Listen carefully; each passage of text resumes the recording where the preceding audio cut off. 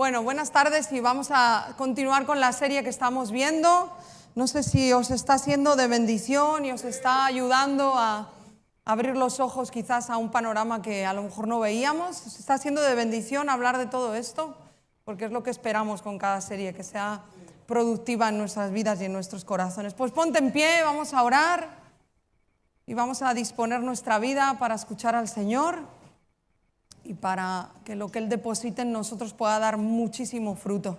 Señor, te damos gracias por tu presencia en medio nuestro, gracias por tu amor, gracias por tenernos aquí, por traernos un domingo más. Hoy oramos para rendir nuestras vidas, nuestras mentes, todo lo que somos para escucharte en esta tarde, Señor. Hoy nos disponemos, ayúdame, Espíritu Santo, a hablar lo que viene de ti, no lo mío, sino lo que viene de ti.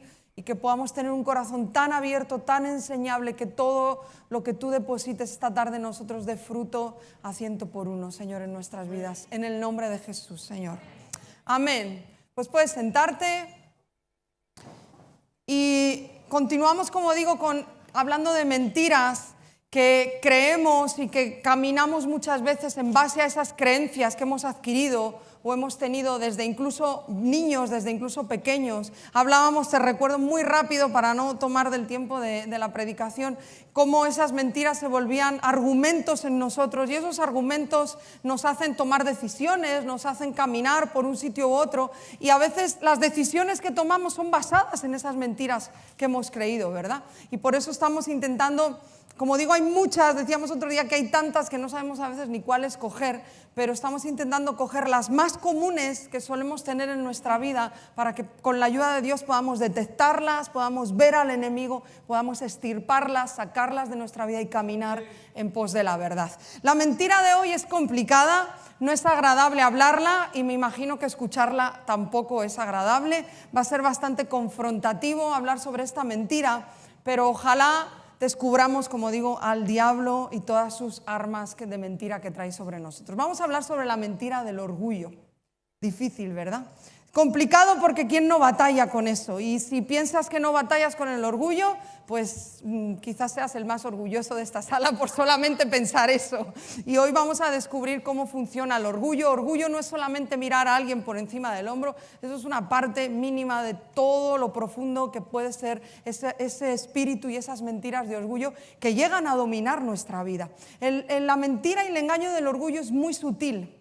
Es como, se parece mucho o está muy enlazada con la primera que hablamos, no sé si recuerdas la autojustificación, porque las mentiras de orgullo nos hacen caminar en pos de ellas, creyendo y justificándonos en esa creencia que tenemos. Ahora lo vamos a aprender con todo lo que vamos a hablar. Es muy sutil, es muy difícil descubrirla, es escondida en medio de un montón de intenciones y de verdad necesitamos la ayuda del Espíritu Santo para detectarlas y por eso le hemos pedido eso en esta tarde.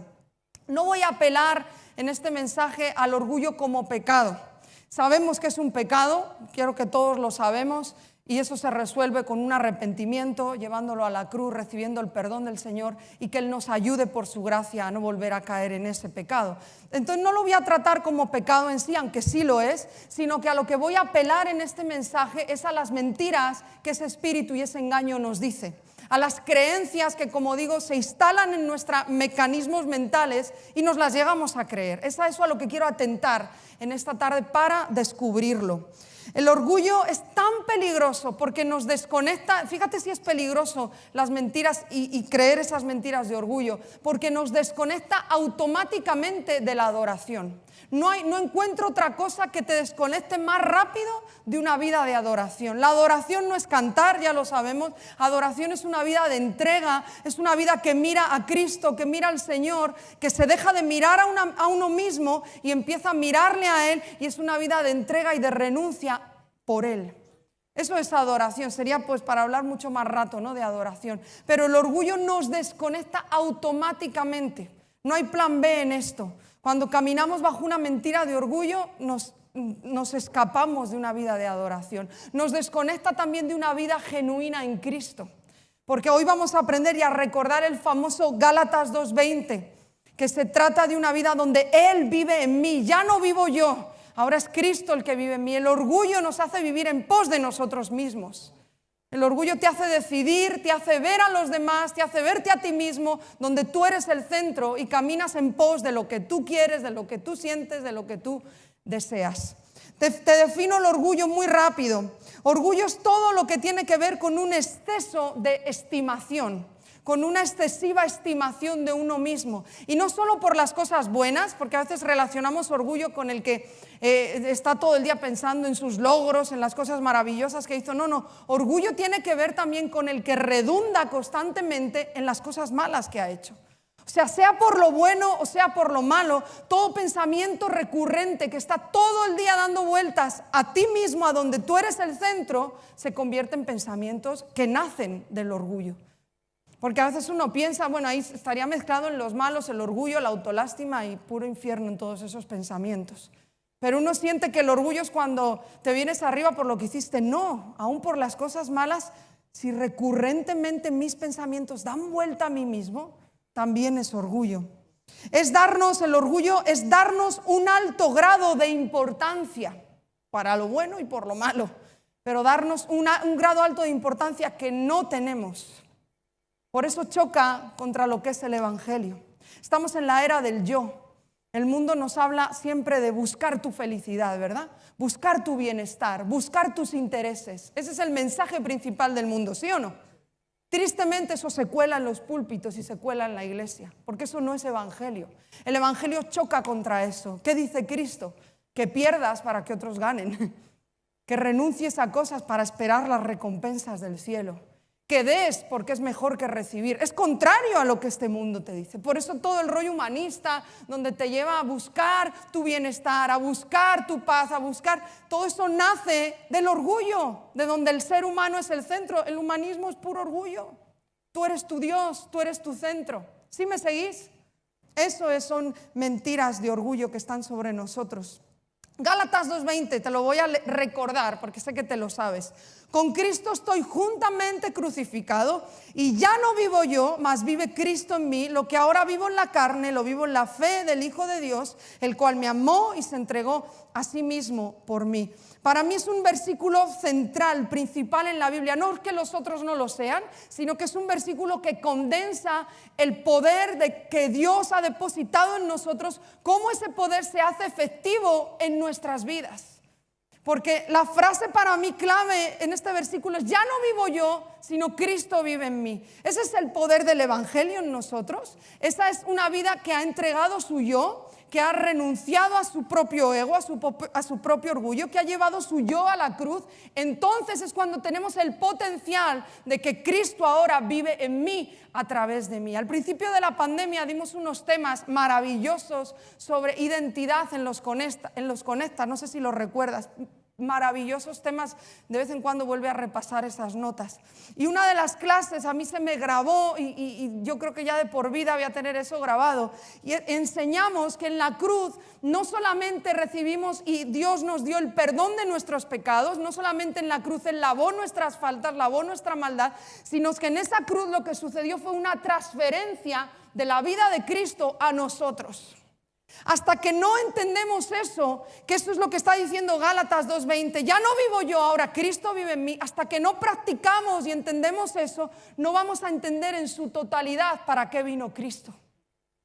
Claro que vino a lavar nuestros pecados, claro que vino a perdonarnos, a darnos una vida nueva, pero esto es parte también de lo que Cristo hizo en la cruz. Él te transfirió su vida en esa cruz. Y podemos tomarla y vivir la vida de Cristo en nosotros. ¿Puedes creer esa locura? Podemos vivir su vida en mí y a través de mí. Pero solo va a pasar cuando yo primero he renunciado, ese orgullo muere, es llevado a la cruz. Entonces ya no dejo de vivir yo, ya no son mis intereses, ya no es mi vida, ya no es como este mundo nos dice, tu bienestar, que tus logros, tus sueños, bla, bla, bla, bla, bla, bla. No, ya no soy yo, ahora es Cristo en mí. Eso cambia una nación. 1, 2, 3 que entienden esto y que viven Gálatas 2:20 tienen el potencial, te lo aseguro, de despertar un avivamiento en una ciudad y en una nación. A mí me apasiona leer las historias de avivamiento, despiertan mi espíritu, me alientan, me animan, me llenan de pasión. Y cada historia comienza por uno, dos, un grupo, no importa que fuera incluso uno, que decidió vivir Gálatas 2:20. Ya dejo de vivir mi vida, ya no vivo yo, mis intereses, mis sueños dejan de importar. Ahora es Cristo en mí. Eso es una pasada lo que la Biblia aquí nos enseña. Ahora te voy a hacer algo muy rápido, una especie de test o juego, bueno, no sé cómo llamarlo, pero ¿cómo es eso de que lo he dicho esta mañana? Cuando un termómetro, ¿no? Vamos a hacer el orgullómetro, ¿ok? Como si tuviéramos aquí un termómetro y según contestes que sí, no vas a tener que contestar en alto, tranquilo. Según contestes, quiero que lo hagas en tu mente y contestes y digas, sí, eso lo he pensado, sí, la respuesta es sí o es no. Va a subir el termómetro y a lo mejor a alguno le peta el termómetro, ¡ah! Orgullómetro a tope, ¿no? No lo sé. Pero quiero que contestes en tu mente a cada pregunta o a cada cuestión que te voy a hacer. Primero te voy a decir unas frases que son muy típicas de un corazón que tiene orgullo, que está bajo esas mentiras o ese patrón de orgullo. Y quiero que te identifiques o digas, no, gracias a Dios eso no me pasa, o sí, eso lo he pensado más de una vez. Ahí voy, ¿estás listo? No, yo tampoco, pero vamos allá. Número 1, nos cuesta reconocer nuestros errores. Buscamos 1000 maneras de excusarnos y de justificarnos y no damos nunca la razón. Ya en esta estamos algunos suspensos, yo por lo menos. Nos cuesta reconocer cuando nos equivocamos. Número 2, frase típica y estrella que muchos hemos dicho, no puedo evitarlo, soy así. Y si no me aguantas, pues que se vayan. Y al que no le guste como soy, pues puerta. ¿No? ¿Cuántas veces hemos pensado eso? Puro orgullo en nuestro interior. La Biblia no nos enseña eso, no tengo tiempo ahora de quedarme ahí. Otra, todo el mundo está equivocado, solo yo tengo la razón. Los demás no ven las cosas como yo las veo. Y te doy un tip, cuando el mundo entero te está diciendo algo, seguramente el que esté equivocado seas tú. Aunque no lo veas, humíllate y escucha. Nadie me entiende. Esta frase está tan manchada entre orgullo, autocompasión. Huele a demonio esta frase. Nadie me entiende. Nadie sabe realmente cómo soy. No es mi culpa haberme comportado así. La culpa es de las circunstancias. La vida, el entorno, las personas me han hecho comportarme así. Me pinchan hasta que exploto, ¿verdad? ¿Cuántas veces hemos pensado eso? No tengo por qué escuchar a nadie. Yo sé lo que me pasa. ¿Cuántas veces hemos pensado eso? Nadie me entiende, yo sí sé lo que me pasa, yo sí sé resolver este asunto, no tengo por qué escuchar a los demás. Nunca cedo porque los demás están equivocados. ¿Por qué voy a ceder si los demás se equivocan? Me molesta que me corrijan. A veces la cara no somos tan altivos como para cuando nos corrigen contestar mal y decimos, sí, gracias por decírmelo, pero por dentro estamos enojados. Por dentro estamos diciendo, pero ¿qué sabrá este tipo o esta tipa para decirme esto? ¿Qué sabrá de lo que yo vivo? ¿Sí? ¿Alguna vez hemos reaccionado así? Orgullo en nuestro interior. Cuando hay rivalidad, cuando otro consigue un coche, yo tengo que tener algo mejor. Cuando consigue el último ordenador, yo tengo que tener el que todavía ni ha salido. Y hay rivalidad. Cuando uno consigue un puesto, yo quiero algo mejor. Y hay una lucha que no la verbalizo y a veces hasta es inconsciente, pero peleo en mi interior y tengo rivalidad con lo que otros consiguen. Cuando sentimos indiferencia hacia los demás, también es orgullo. No estamos diseñados para sentir indiferencia. Y la indiferencia es un danger, una señal de que algo está pasando en nuestro corazón. Y escucha cuando hacemos buenas obras para adornar la maldad de nuestras intenciones. Cuando te encuentres haciendo buenas obras así porque casi que compulsivamente, ojo, cuidado, casi siempre eso nace de una intención de querer resarcir o querer, no sé cómo decirlo, querer adornar de alguna manera la maldad de mi corazón. Ahora te voy a hacer algunas preguntas. ¿Ya en esta lista alguno se ha identificado con alguna frase? Yo sí. Si no levantas la mano, peligroso. Vamos a hacerte algunas preguntas. Allá va. ¿Cómo reaccionas cuando se pone a otra persona en el lugar que tú querías o cuando honran a otro en vez de a ti? ¿Cómo reaccionas? Seamos sinceros en nuestro interior. ¿Has trabajado por un puesto, por un lugar años y de repente ponen al último que llegó? ¿Cómo reaccionas? Porque para mí son unos valientes los que reaccionan humildemente y agradecidos, ¿no? Por eso. ¿Cómo reaccionas cuando te ignoran? Pues esto también, este sí que es una muestra de las fuertes. Si te enojas, reaccionas mal, te quedas con mal sabor de boca cuando te ignoraron en X o Y, también habla de que hay orgullo en nuestro corazón. ¿Podemos alegrarnos cuando a otro le va bien? ¿Puedes llegar a alegrarte? Y cuando lo que le va bien encima es lo que tú querías que te pasara. Eso está jorobado, ¿eh? No es fácil. ¿Cómo reaccionas cuando te critican? Cuando las famosas críticas constructivas, que sí, qué bonito el título, pero ostras, escúchalas. ¿Cómo reaccionas? Ay, gracias hermano, pero por dentro te estás acordando hasta de su abuela. ¿Cómo reaccionas? A lo mejor te vas, le das las gracias y cuando te vas criticas al que te criticó. Eso es muy común también. ¿Cómo reaccionas? ¿Reconoces un error? Cuando reconoces un error y te dan la razón en ese reconocimiento, ¿qué es lo que pasa por tu cabeza? A veces tenemos un flash de humildad y en una conversación con alguien reconocemos, sí, la verdad es que en esto no lo he hecho bien.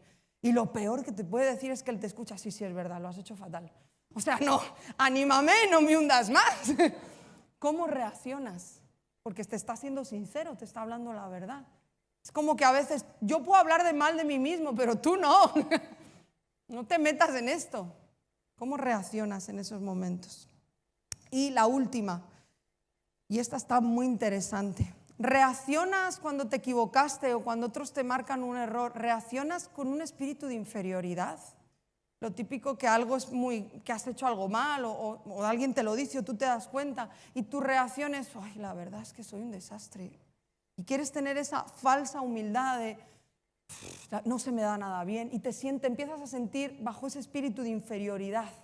Cuidado con eso, porque eso no es humildad. Eso simplemente es un ego que ha sido dañado y que está exponiendo tu propio orgullo. Entonces, cuidado con eso. Últimamente se habla muchísimo de la vulnerabilidad y está genial, porque yo crecí en una época donde las personas que se ponían en el púlpito casi eran perfectas, nadie decía sus errores.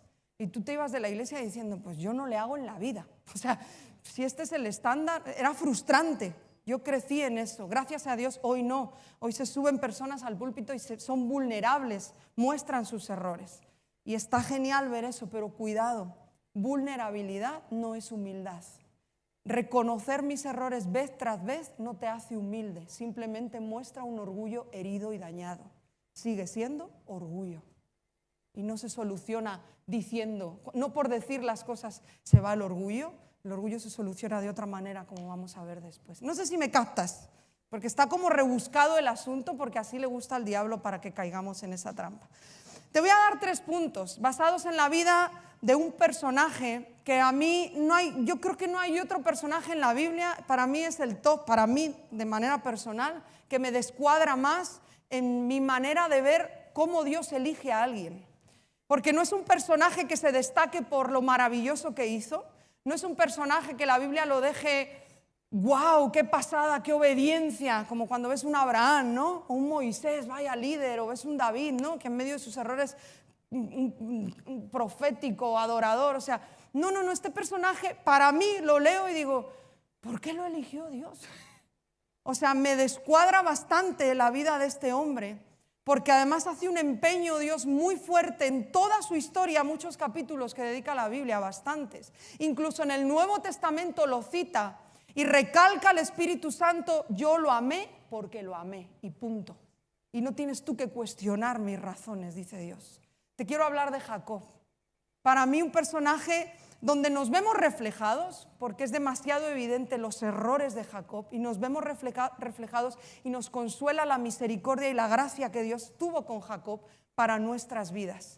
Jacob, si no lo conoces mucho, no te voy a poder dar muchos datos, tengo pocos minutos, lo puedes leer desde Génesis 27 en adelante, bastantes capítulos. Solo voy a darte 3 puntos en su vida de lo que causó el orgullo en él. Jacob fue muy orgulloso. A Jacob le costó mucho entregar su yo, muchísimo. A Jacob le costó 20 años tener un momento de renuncia y decirle a Dios, ok Dios, dejo de hacer las cosas a mi manera, voy a hacerlas a la tuya. Le costó muchos años, retrasó muchos años el plan de Dios por ser un tozudo en sus mentiras, en sus trampas y en sus triquiñuelas para salirse con la suya. No sé si recuerdas Jacob y Esaú, los dos gemelos que estaban en el vientre de Rebeca. Dice la Biblia que en el vientre ya había bronca, había pelea, al punto que su mamá llega a un momento que dice, me quiero morir. O sea, imagínate la movida que tenía esa mujer en su barriga para llegar a decir eso. Había ya una lucha porque estos iban a ser dos naciones grandes. Y Dios profetiza desde que están en el vientre y el primero que nace es Esaú, él es el primogénito. Y el segundo, sabéis que en un parto gemelar es el que nace primero. Y el segundo es Jacob. Y Dios profetiza cuando estaban en el vientre, el mayor va a servir al menor. O sea, Dios ya estaba anticipando que aunque el mayor era el primogénito, al que se supone que sus hermanos le tenían que servir y seguir, en este caso iba a ser al revés y el mayor serviría al menor. No sé si vas captando o recordando la historia. Y en ese tiempo pues nacen, se crían. La Biblia deja muy claro y lo dice bien claro, o sea, esto no es deducción de la historia, es que hay versículos, no tengo el tiempo, pero lee la historia, donde deja muy claro que Isaac tenía preferencias por Esaú y Rebeca tenía preferencias por Jacob. O sea, era una familia un poquito desestructurada.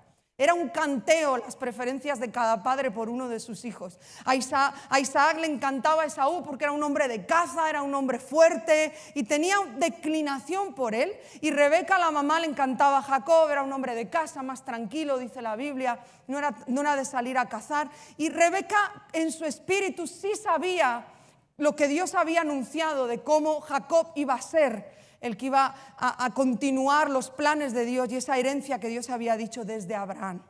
Y la historia es muy curiosa porque ves tantos celos, ves tantas reacciones de los hijos, de los papás, cómo se comportan. Es interesante ver incluso cómo años después Jacob, cuando ya tiene sus hijos, repite el patrón de sus padres. Ahí te dejo un tic que no tiene nada que ver con el orgullo, pero adquirimos patrones en la crianza de nuestros padres que los llevamos metidos en nuestra forma de ser, no nos damos cuenta. Y años después, no sé si recuerdas, un Jacob que tuvo preferencias por un José y que creó un conflicto con sus hermanos, al punto de que le querían matar, ¿recuerdas? O sea, repitió el patrón. Papás y mamás, necesitamos la ayuda del Espíritu Santo, que nos enseñe, que nos haga ver lo que no vemos. Y que podamos romper patrones antiguos para hacerlo a la manera de Dios. Ahora, el primer punto, y avanzamos en la historia, que yo te quiero enseñar con la vida de Jacob, lo he titulado El fin justifica los medios. Nada más lejos de la realidad, pero es una frase que nos han dicho muchas veces y hemos oído, ¿verdad? Hay un propósito, hay un fin, Dios ya ha hablado, Jacob va a ser el sucesor, Jacob va a ser el padre del pueblo de Israel. Como tenemos ese fin y ese propósito, todos los métodos, las medidas para llegar hasta ahí son válidas. Y es un grave error y una grave mentira. Y el orgullo nos dice eso. El orgullo te dice, no importa cómo lo hagas, esto es el fin, tú tienes que llegar hasta ahí. El orgullo hace que te ciegues y no aprendas a escuchar la voz del Espíritu Santo de cómo llegar a ese propósito que Dios ha dicho. ¿Recuerdas? Te lo explico muy rápido para no ir a la lectura, lo cuento.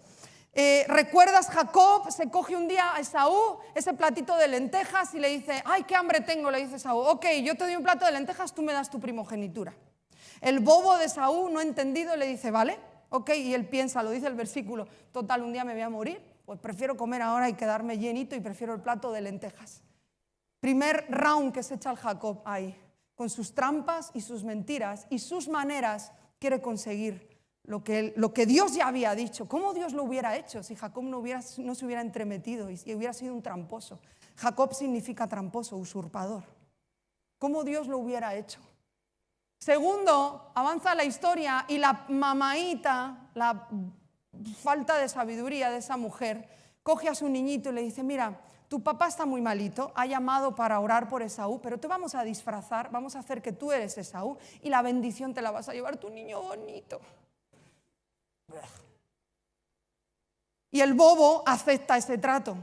Dato curioso, ¿por qué Isaac llama solo a Esaú? Favoritismos. Él debería haber llamado a los dos. La bendición de un padre en el pueblo de Israel cuando iba a morir era dada a todos sus hijos, obvio una bendición especial al primogénito, pero ¿por qué no llamó a Jacob? ¿Qué rollos había en esa familia? Y la gracia de Dios que se mantiene sobre esta familia, Dios dijo que lo iba a hacer con ellos y Dios lo hizo. Por eso en Romanos, que te citaba antes, Dios dice: a Jacob amé, a Saúl aborrecí, punto y final, no me cuestiones. Así es Dios, así es su gracia, te elige, te rescata, te coge, y con tantos errores Dios persiste. Se disfraza, sabemos la historia, le bendice su papá, se larga porque su mamá le dice: lárgate porque Saúl te va a matar. Y pobrecita la mamá se comió las consecuencias de su tontería. Le dice: vete unos poquitos días hasta que Saúl se calme, y en unos poquitos días vuelves. Esos poquitos días se convirtieron en 20 años y esa mamá nunca más volvió a ver a su hijo Jacob. Todo se paga, todo tiene consecuencias, la necedad tiene consecuencias. Y por eso el punto 1 lo cierro y vamos al punto 2. El orgullo te lleva a creer que todo vale con tal de conseguir un propósito, y te hace creerte aún más listo que Dios, quien ya había profetizado lo que iba a pasar. Cuando caminamos bajo orgullo, nos llegamos a creer hasta más listos que Dios. Como que las maneras de Dios son muy lentas, Dios. No las tengo claras, ya lo hago yo a la mía, ¿no? Eso fue lo que hizo Jacob. Punto número 2. Lo he llamado la trampa de la manipulación. Toda su vida Jacob quiso manipular, hasta el punto donde íbamos a terminar esta enseñanza. Ahí su vida cambió. Pero durante toda su vida, desde que era bien pequeño, con los episodios que acabo de contar, cuando se va huyendo de su hermano, se va con su tío. A su tío igual le engaña, le hace trampas. Todo el tiempo Jacob manipuló. También se las comió dobladas, porque acuérdate, igual que le engañó, a él le engañaron. 7 añitos trabajó por Raquel, ¿y a quién le encasquetaron? A Lea. ¡Hala! Y otros 7 años. A la fea, ¿no? Que a lo mejor era guapa, es que la belleza de aquel entonces no es la de ahora. O sea, que igual que le engañó, a él le engañaron. Pero no aprendió, el cabezón no se quebrantó y no aprendió. Y siguió en su manipulación. Al punto de este versículo, este sí que te lo quiero leer. Génesis 28. Quiero que me acompañes aquí. Génesis 28, versículos 20 y 21. Qué fuerte este episodio. Aquí en este momento está huyendo de su hermano Esaú, y en esa huida para en Betel, recuerdas, se duerme, ve los ángeles en esa escalera que suben y bajan. Dios viene y le hace la gran promesa de cómo le va a prosperar, de cómo le va a bendecir, de que él va a ser padre de multitud, esa promesa que ya sabemos que venía de su padre, de su abuelo. Y no se le ocurre otra a Jacob que contestarle a Dios con esta oración. Y es un voto que él hace lleno de orgullo y lleno de prepotencia. Ahora lo vamos a leer. Pero fíjate qué increíble que hasta después, en episodios donde Dios le vuelve a hablar, Dios le recuerda este voto en buen plan. O sea, como tú hiciste voto en Betel, como tú me dijiste en Betel. O sea, en medio de la ignorancia de este Jacob, Dios seguía viendo al Jacob que iba a ser cuando terminemos esta historia. Qué impresionante la misericordia y la gracia de Dios porque para este momento yo ya lo hubiera encerrado a este tipo. O sea, aquí la acaba de liar con su hermano, la acaba de liar con su padre, huye en vez de enfrentar las cosas, se larga, y Dios viene y le da la promesa de la vida. Yo le encierro hasta que aprendas. Pero Dios es tan misericordioso. Dios dijo y Dios lo hizo. Y aquí te va la oración de un arrogante. Versículo 20. E hizo Jacob voto diciendo: si fuere Dios conmigo y me guardare en este viaje en que voy, y me diere pan para comer y vestido para vestir, y si volviere en paz a casa de mi padre, pues no sabía todos los años que le quedaban para volver, y si volviese en paz a casa de mi padre, entonces Jehová será mi Dios. Si tú me bendices, Dios, si tú me guardas, si tú me respondes, si tú me das lo que quiero, si tú me haces volver en paz, si tú haces todo eso, entonces serás mi Dios. O sea, el tipo se atrevió hasta querer manipular a Dios. ¡Qué miedo! Nuestra obediencia o nuestra adoración o nuestro seguir al Señor y adoración al Señor no puede estar condicionado por lo que Él queremos que nos responda, por lo que queremos que haga. No. Nosotros adoramos a Dios, le servimos y le obedecemos simplemente porque Él es Dios, Él es el Rey de Reyes y Él es el Señor de Señores. Se acabó. En el momento que queremos entrar en este trueque con Dios, aparte que evidencia el ego y el orgullo de nuestro corazón, estamos queriendo manipularlo y estamos condicionando mi obediencia a lo que tú hagas, Dios. Aún así, Dios tuvo en cuenta este momento, Dios guardó este voto que hizo y Dios se lo recordó muchos años después. Increíble cómo es Dios. Quiso manipularle y quiso poner condiciones a su obediencia. Eso nos lleva a hacer el orgullo. Y nos ciega tanto que hasta pensamos que lo estamos haciendo correctamente, que nos es lícito orar así. Punto número 3, y termino. En la vida de Jacob también otro engaño. Escapar o escapó de la responsabilidad. Fue un hombre que por 20 años huyó de tomar responsabilidades en todas las, con perdón, cagadas que había hecho. Se la pasó huyendo. Hasta del propio Labán huyó. Le sirve por la primera mujer, le sirve por la segunda, y cuando ya tiene su feria hecha, ahí vemos hasta algo muy incierto que no lo llegamos a entender. Dios le prospera en un rollo que quiere engañar él a su suegro Labán, pero Dios viene y le bendice y le da las mejores ovejas, y pues otro acto de la misericordia de Dios. Y él un día coge que no estaba Labán, se quiere coger a sus mujeres, a sus hijos, vámonos. Y Labán cuando vuelve se pilla un rebote y dice, pero este tipo ¿quién es para llevarse a mis hijas y a mis nietos? Sin mi permiso. Y coge a su gente y se pone a perseguirlo hasta que se encuentran en un lugar, pasan ahí la noche antes de que se encuentren. ¿Y sabes qué sucede esa noche? Porque Labán iba por Jacob, lo iba a matar. ¿Y sabes qué sucede esa noche? Se duerme Labán y se le aparece Dios en los sueños y le dice, ni se te ocurra tocar a Jacob, es mío. Y tú lees eso y es un acto más de la misericordia de Dios, porque tú lees eso y dices, Señor, que vaya y por lo menos le dé una paliza, aunque no lo mate, pero que le dé una. Volvió a engañar, se largó, volvió a ser un tramposo, se largó, no dejó ni a su abuelo que se despidiera de sus nietas y de sus hijos. Dice la Biblia, le engañó, le mintió. Jacob, han pasado 20 años y no te enteras de que tienes ya que morir para que Dios viva en ti y sus planes vivan. Ahora se larga y una vez más escapa de ser un responsable y de afrontar sus historias. Y te leo esto: el orgullo hace que pensemos que otros son responsables de lo que nos pasa, todos menos nosotros. Humillarnos tiene que ver con asumir nuestra responsabilidad y empezar a cerrar los asuntos pendientes. En medio de todo esto, Dios estaba con él. ¿Sabes quién fue Lea? ¿Quieres enterarte quién fue Lea? La pobrecita que se la encasquetaron cuando ni la quería. De hecho, Lea sufre por muchos años el menosprecio de Jacob. La Biblia lo dice, es una mujer que estuvo en tristeza, estuvo en amargura porque quería el aprecio de su esposo y no lo tenía. Y se pasa un montón de años y lo que hizo la mujer es darle hijos para ver si así el Jacob la quería, pero Jacob estaba loco por Raquel. Qué horrible situación. Pero ¿sabes quién fue Lea? Una mujerona. Venció su tristeza y cuando a su tercer hijo, ¿sabes a quién tuvo? Porque Lea es madre de 6 de las tribus de Israel. 6, señores, más que Raquel. Dios la honró y una de esas 6 es la tribu de Judá, la más importante, la que iba adelante defendiendo en adoración al ejército de Dios. Y cuando tiene a Jacob, se harta de estar amargada, a Judá. Y por eso Judá significa alabanza, porque en ese momento cuando ella tiene ese niño dice, lo voy a llamar así, porque a partir de hoy se acabó el llorar y voy a alabar a Dios. Una tipaza, la gracia de Dios con una señora que se la encasquetaron, que ni estaba metida en la historia.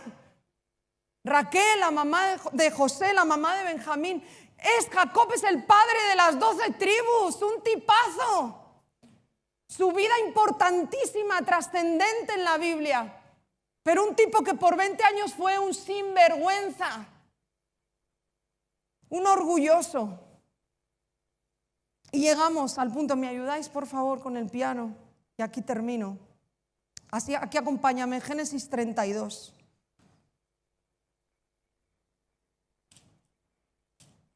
Génesis 32, versículos 22 en adelante. Y este es el final de la historia. Bueno, no se muere aquí Jacob, aquí empieza una nueva vida para Jacob. Después de esto es una historia maravillosa con sus hijos y bueno, con también idas y venidas, pero pues era el patriarca, era el padre de esas 12 tribus. Su vida fue muy, muy importante. Pero este es el momento, para mí, este es el momento, si lo tuviera que comparar con un versículo del Nuevo Testamento, para mí este es el momento donde este hombre entendió un Gálatas 2:20.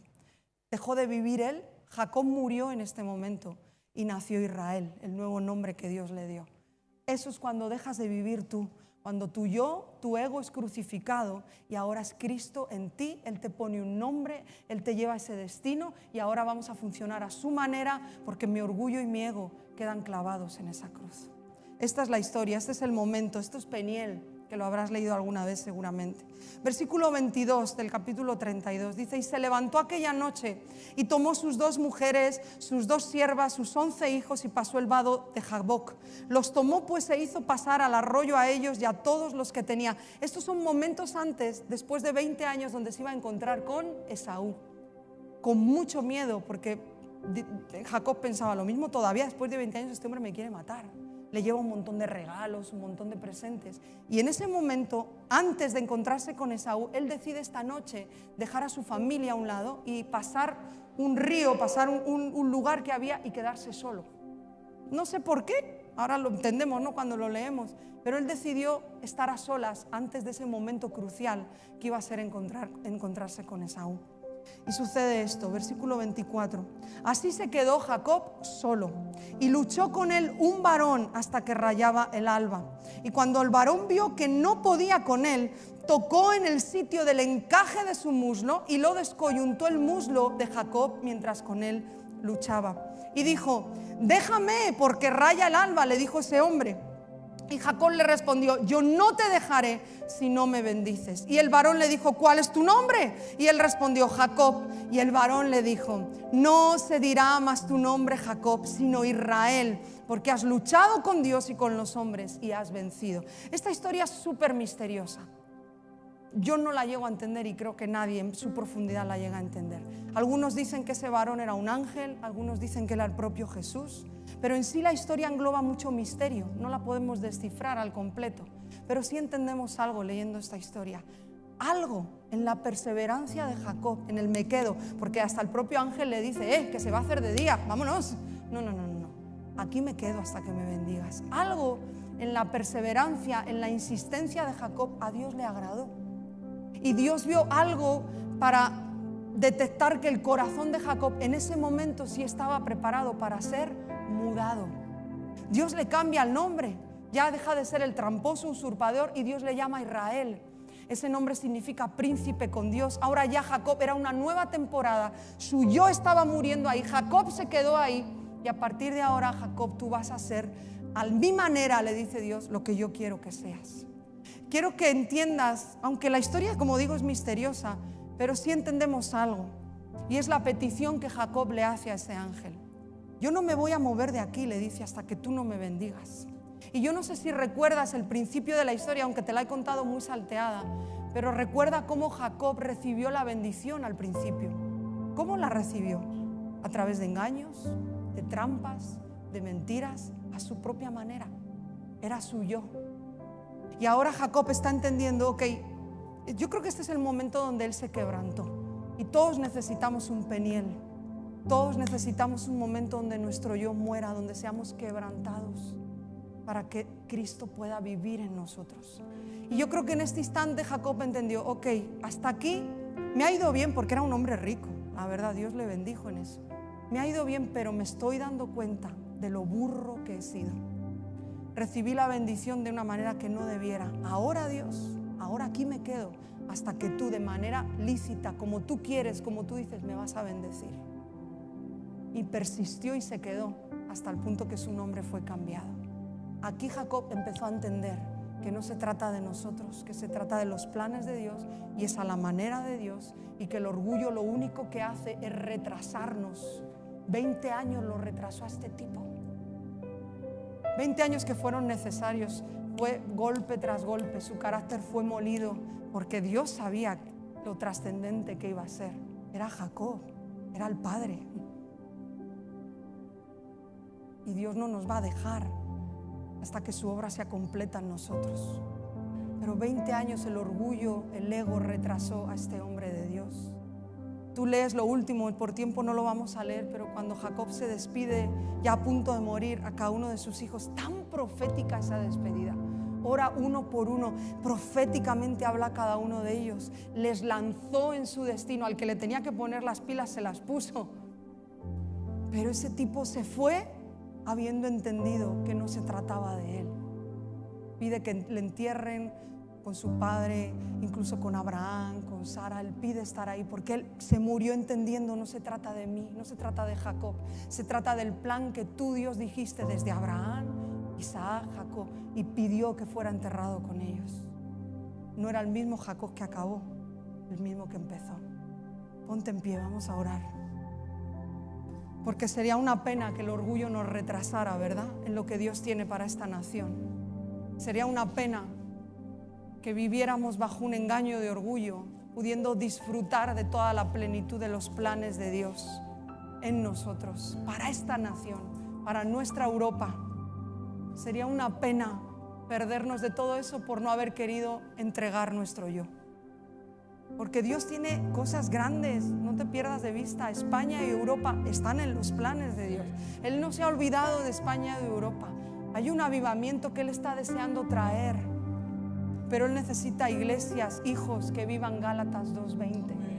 Que sea Cristo en nosotros. Nosotros no tenemos el potencial para cambiar España, Él sí. No retrasemos más sus planes.